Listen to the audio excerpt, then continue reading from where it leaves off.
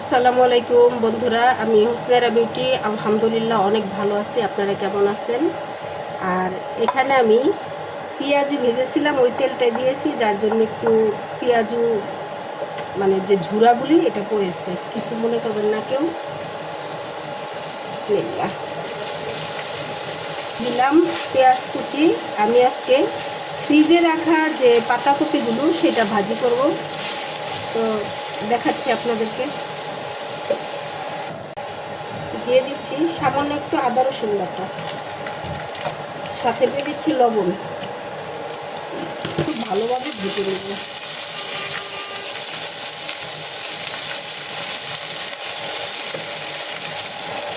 ভাজা হয়ে গেছে, দিচ্ছি একটু পানি।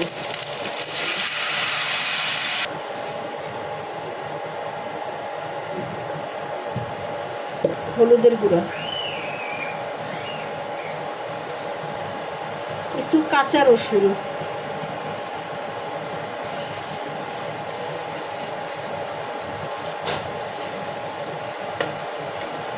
মশলার গুঁড়া মানে গরম মশলার গুঁড়া, সরি। দিয়ে দিচ্ছি 2টা ডিম ভেঙে।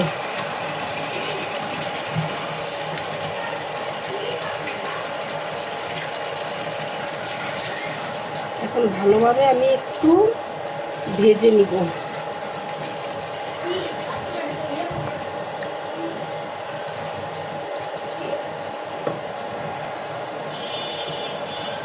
এখন দিয়ে দিচ্ছি কিছু সিম, ফ্রোজেন করা কিছু সিম, আর কিছু পাতাকপি মানে বাঁধাকপি যেটা।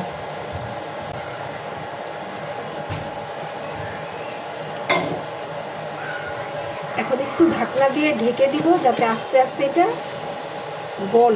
গলা পর্যন্ত একটু অপেক্ষা করব।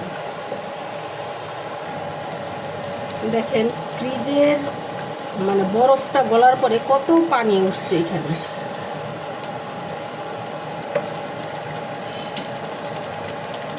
দিয়ে দিচ্ছি কাঁচামরিচ ফালি।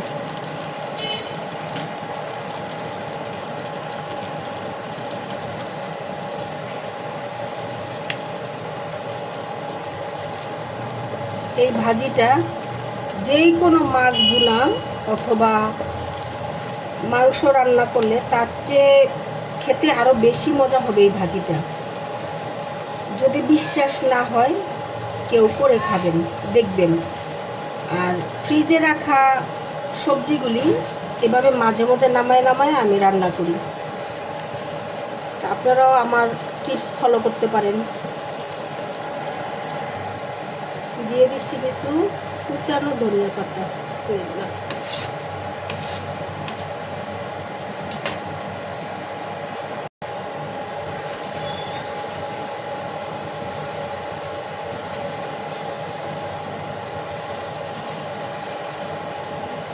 ভাজিতে এই ডিম দেওয়ার কারণে ভাজিতে এক্সট্রা একটা স্বাদ হবে। আর এই ভাজির মাধ্যমে আমি সব ধরনের পুষ্টি কিন্তু পাচ্ছি। তো সবাই ভালো থাকেন। আমি আমার রান্না এখানেই শেষ করছি। আল্লাহ হাফেজ।